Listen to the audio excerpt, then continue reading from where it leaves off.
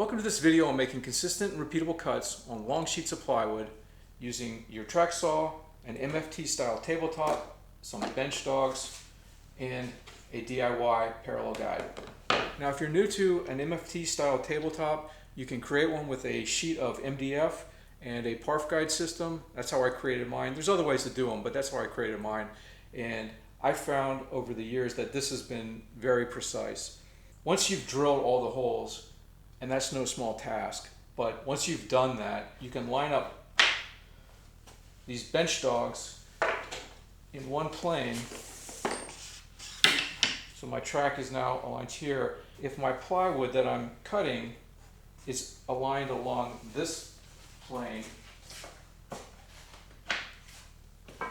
so if I pull it up against the bench dogs in this plane here, I know that every cut that I make along here is going to be at 90 degrees. I've tested that. When I first got this and I first drilled my tabletop, I tested it a lot. I don't test it anymore, it's fine. I know every cut is 90 degrees. So your first step is going to be to measure and mark where you need your cut. So mine needs to be at 89 1/4. And then to line up the track with that mark.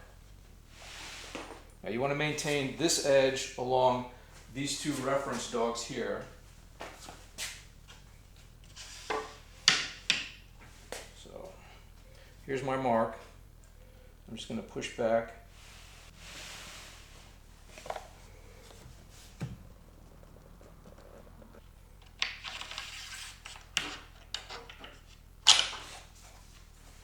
So now that I know this is going to be 90, I need to ensure that this distance will be the same on each sheet that I cut. I don't want to measure again. And there are two ways to do that. The first is just to extend the length of the parallel guide. So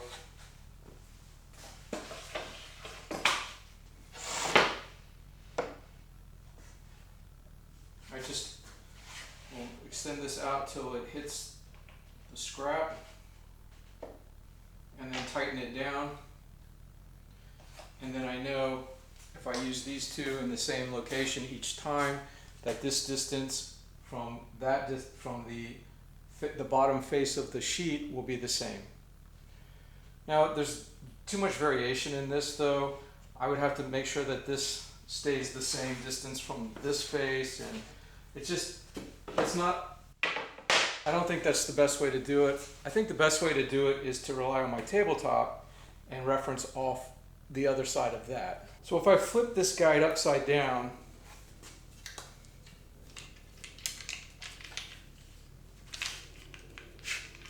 and I attach it to this side of the plywood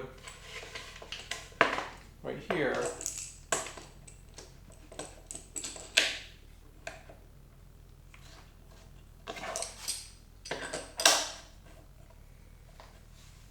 ensuring that it's lined up with this face, I can extend the actual rail of the parallel guide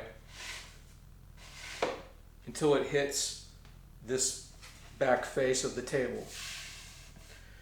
Once I have that aligned, everything else, as long as everything else is still lined up, I can tighten down the parallel guide, and I can use this for each successive sheet.